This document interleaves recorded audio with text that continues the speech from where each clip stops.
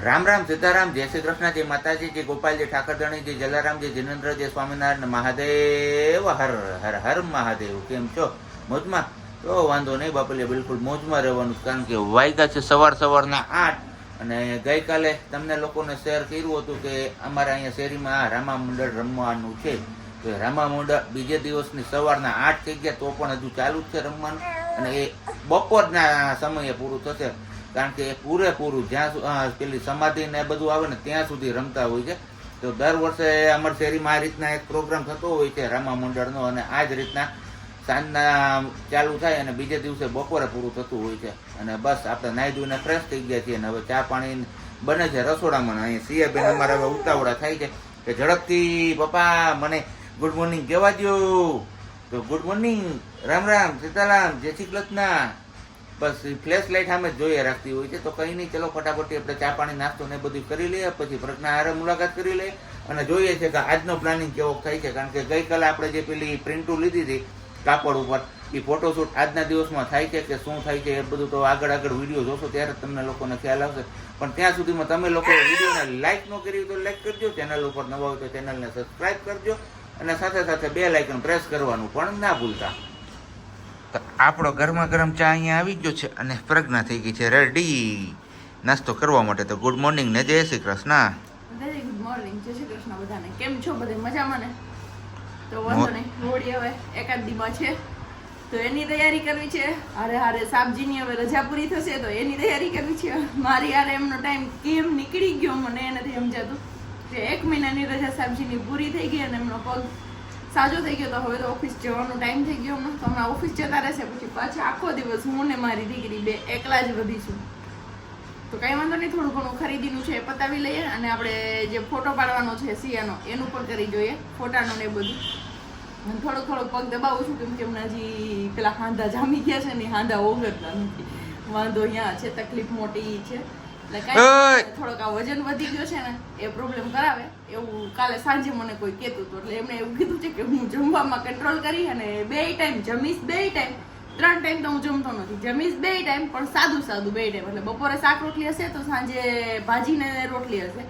મને કે તારે ખાવું હોય મગાવી લેવાની છૂટ કે બનાવી લેવાની છૂટ, મને તારે શાક રોટલી કે ભાજી રોટલી બનાવી દેવાની. એવું કઈ કીધું તું મેં? તમે ઘર બોલ્યા તો તમને યાદ નથી?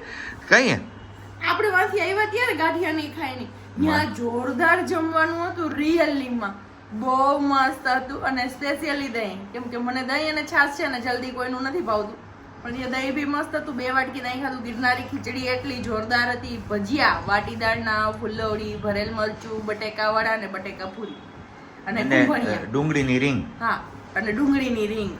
હા, 7 જાતના તો ખાલી ભજીયા થયા. પછી ગાંઠિયા હતા વણેલા, જલેબી ઘીમાં બનાવેલી અને ફિંગર ચિપ્સ. હા, ફિંગર ચિપ્સ. અને હજી કઈ હતું ભૂલાઈ છે. કઈ નહીં, એટલું તો હતું. બહુ મસ્ત જોરદાર જમાવટ આવી ગઈ હતી. છાશ બી અનલિમિટેડ, દહીં બી અનલિમિટેડ, એ મેન વસ્તુ હતી. નહીતર એ જગદન ક્યાંય નો અનલિમિટેડ હોય, જલેબી પણ અનલિમિટેડ. ચા પાણી નાસ્તો ને બધું થઈ ગયું ને હવે અહીંયા કપડામાં વળગી ગયા. અને મારે કરવાનું શું છે?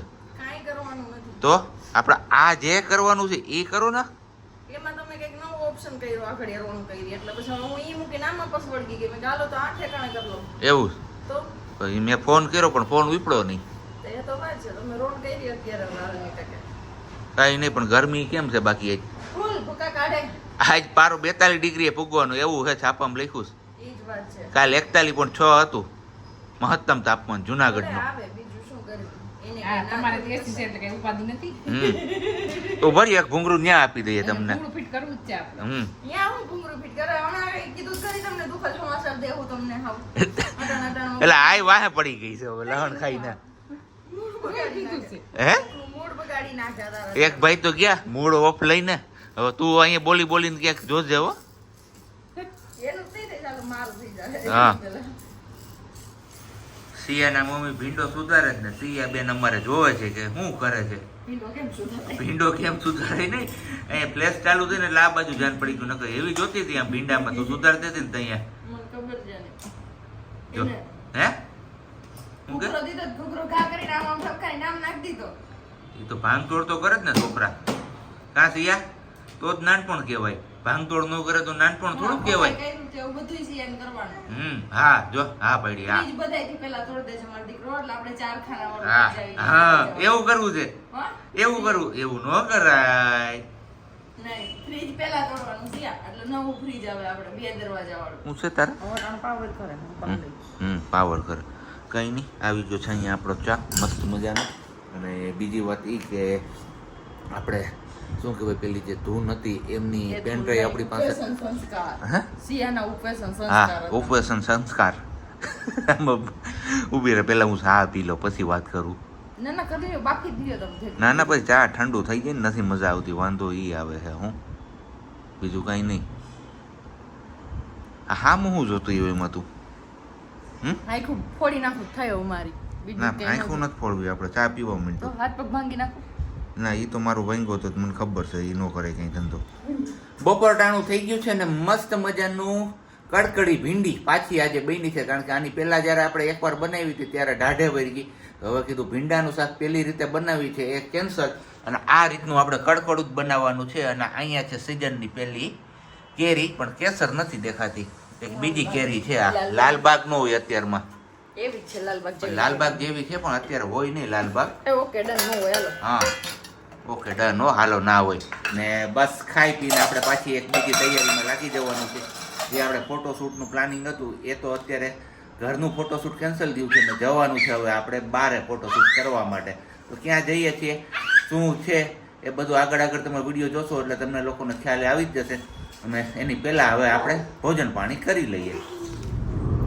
ચલો ફાઇનલી બપોરે જમી લીધું અને જમી ગારવીને કીધું તું ફોટોશૂટમાં જવાનું છે. તો મેં ને સિયાએ મેચિંગ કર્યા છે. મારે કપડાં મેચિંગ, દલડા મેચિંગ કરવા છે. તો મારું સિયાનું મેચિંગ છે, કેમ કે સમર હાલે છે તો સમર કલેક્શન પહેરવું જોઈએ એવો વિચાર હતો. તો મેં મા દીકરીએ મેચિંગ કરી લીધું. સાબજી થોડા કમર કરતા અલગ છે, કાંઈ વાંધો નહીં, એમને તો હાલે જે હોય એ. આપણે નો હાલે. ઘરે ફોટોશૂટ હતું એની જગ્યાએ ઘરનું ફોટોશૂટ હતું એની જગ્યાએ અત્યારે દોડીને જવું પડે ને એવું છે. અને ટાઈમ મળ્યો છે એમને બપોર વચારનો, જે અમારે થોડોક વિરુદ્ધ ટાઈમ થાય. કેમ કે સિયાને બપોર વચ્ચે ઊંઘ કરવા જોતી હોય, દિવસની ન સૂતી હોય તો બપોર વચ્ચે અડધી કલાક પોણી કલાક સૂવે. પણ એ કેટલો ટાઈમ હોય ને એની ઉપર આધાર હોય કે એની ઉપર ડિપેન્ડ હોય કે કેટલી કલાક હોય, અડધી કલાક હોય, પોણી કલાક હોય કે 1 કલાક હોય. પણ કાંઈ વાંધો નહીં, કીધું આજે ઊંઘ નહીં કરે અને નીકળી જઈએ આપણે ફોટોશૂટમાં. તો બસ હવે જઈએ છીએ અને ભગવાનને પ્રાર્થના કે ફટાફટ સિયા બેબી અહીંયા મસ્ત મજાના પોઝ આપી દે અને સ્માઇલી સાથેના, અને આપણું ફોટોશૂટ થઈ જાય. હેને સિયા દીકરા, તું ફોટો પલાવા દઈશ ને કે નહીં પાલવા દે? એ અત્યારે જોવે છે મમ્મીને કપડાં, કે માલે મમ્મીને બેને હલકા કપડાં છે એમ જોવે છે. તો હલકા કપડાં છે, હલકા મમ્માને ચિયાને બેને હલકા કપડાં છે એવું જોવે છે. તો જોવે છે મસ્ત કપડાં પહેર્યા છે ચિયા એ મમ્મા એ બે એમ. હા કઈ વાંધો નહીં, ચલો હવે મળીએ જેતપુર જ જઈને દર્પણ સ્ટુડિયોમાં, કેમ કે આપણે ત્યાં જ જઈએ છીએ. અને તમને બધાને ખબર જ છે સાબજી ભલે ગમે એ કે બીજે ફોટોશૂટ કરવા જવાનું છે. આજે સાબજીની સ્પીડ થોડીક વધારે છે ગાડીની, દર વખતે હોય ને એમ ના કરતા, કેમ કે આજે ટાઈમ ટુ ટાઈમ પહોંચવાનું છે, કટોકટીનો ટાઈમ છે એટલા માટે. આપણે જે ટાઈમ આપ્યો હતો એનાથી અડધી કલાક લેટ આપણે પહોંચ્યા છીએ. હવે જોઈએ છે આપણે સિયાબેનનો વારો ક્યારે આવે છે ફોટોશૂટ કરવામાં. પણ આ લિફ્ટનો વાંધો એ છે, ગાડી એવી ને બીક લાગી જાય કે નહીં ને શું થશે આમાં. ખુલ જા સિમ ખુલી ગયો ભાઈ. સારું હાલે. હે લિફ્ટ મારું માને પણ બીજું કોઈ નથી માનતું એનું શું કરવું? હે તો પછી કઈ નહીં, સારું હાલો હવે સ્ટુડિયોમાં જઈને જ મળીએ છીએ આપણે. મસ્ત મજાનો ફોટોશૂટ થાય છે આપણે બેનબાનું જોરદાર.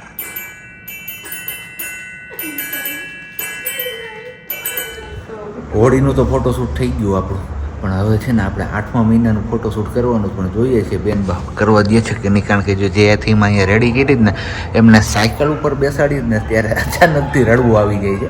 ન હોય ત્યાંથી ને અહીંયા બારોબાર આમ રમાડીએ તો મજા આવે છે ને સ્માઇલી આવે છે ને બધું આવે. સાયકલ ઉપર જાય ત્યારે એમને વાંધો પડે છે. ખબર નહીં શું દુશ્મની છે સાયકલ. અરે ટ્રાય કરવી જ તારે? હા મમ્મીને સાયકલ નથી આવડતી, સિયા સાયકલ ઉપર ક્યાંથી એવું એ વાત છે હો. જો હમણાં સાયકલ ઉપર જશે ને એટલે અમારે નહીં હોય ત્યાંથી એમને રડવું આવશે. એ કે બેસી ગઈ ન વાંધો આવ્યો કે આવ્યો વાંધો આવ્યો. જો તો બસ આવું કંઈક છે અત્યારે. અને બાકી હોળીની થીમ તો જો અહીંયા છે મસ્ત મજાની, એમાં મસ્ત મજાનું ફોટોશૂટ થઈ ગયું છે આપણું. ફોટોશૂટ કરાવવા આવ્યા તો એમની હારોહાર હવે કીધું અહીંયા મસાલા માર્કેટ પણ હોય છે, તો કીધું આપણે સરકડિયા જે ડેવિડભાઈ આવે છે એમની જ છે મસાલા માર્કેટમાં, અહીંયા હળદર ને ચટણી ને એવું બધું ને હારોહાર અહીંયા છે ડુંગળી ને એવું બધું. તો કીધું ચલો હારોહારે બધું લેતા જ જઈએ આપણે, એટલે મસ્ત મજાનું બધું આપણી ખરીદી થઈ જાય મસાલાની અત્યારથી. ને કાશ્મીરી ને રસમ પટ્ટો આપણે બંને મિક્સ કરાવવાનું કીધું છે, કિલો ને બાકીની હવે હળદર લેવાની. હળદરમાં આપણા ભાઈ ઉપર કહીએ છીએ હારામાં હારી એવું છે. હળદર કઈ હારી? કેસર સેલમ 2 કિલો કરી દો. ઈ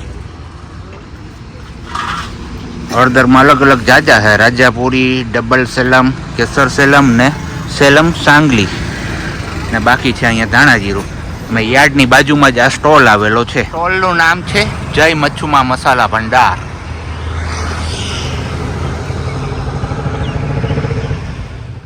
હજુ જેતપુરથી જસ્ટ ઘરે પહોંચ્યા છીએ ને ઘરે પહોંચ્યા અને ટેક્સ્ટ મેસેજ જોયો તો આવતીકાલના દિવસ એટલે કે જ્યારે તમે આ વિડીયોઝ જોવો છો એ દિવસે જુનાગઢમાં ફૂલ હીટવેવ એટલે કે રેડ એલર્ટ જારી કરવામાં આવ્યું છે.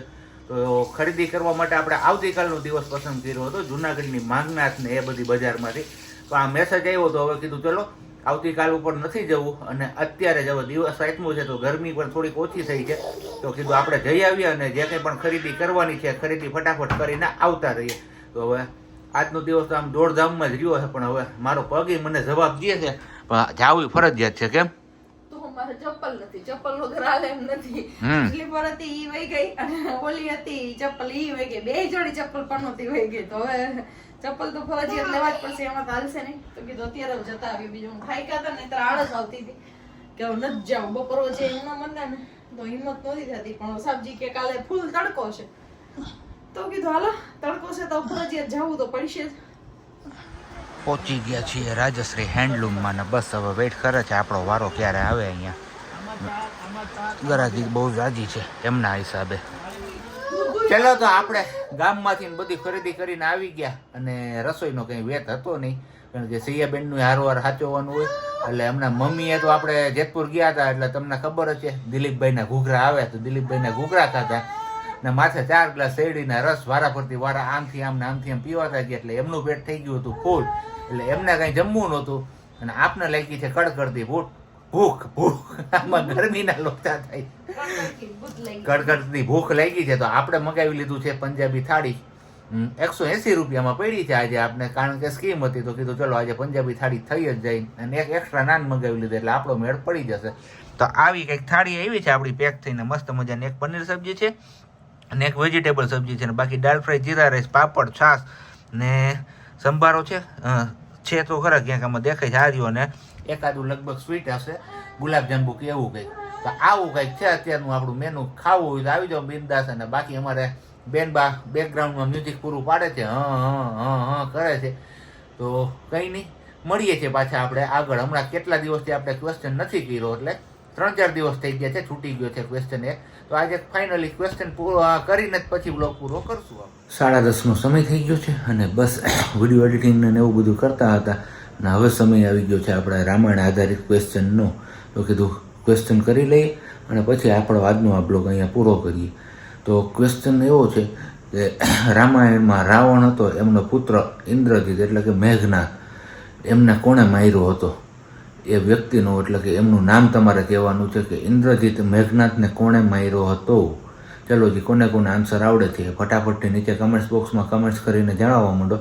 અને જે લોકોના સાચા આન્સર હશે એમાંથી આપણે જેમ રેન્ડમલી પિક કરીએ છીએ કમેન્ટ્સના આન્સર, એ આવતીકાલના બ્લોગમાં એમના નામ આપણે લેશું, જે 5 થી 7 નામ લઈએ છીએ.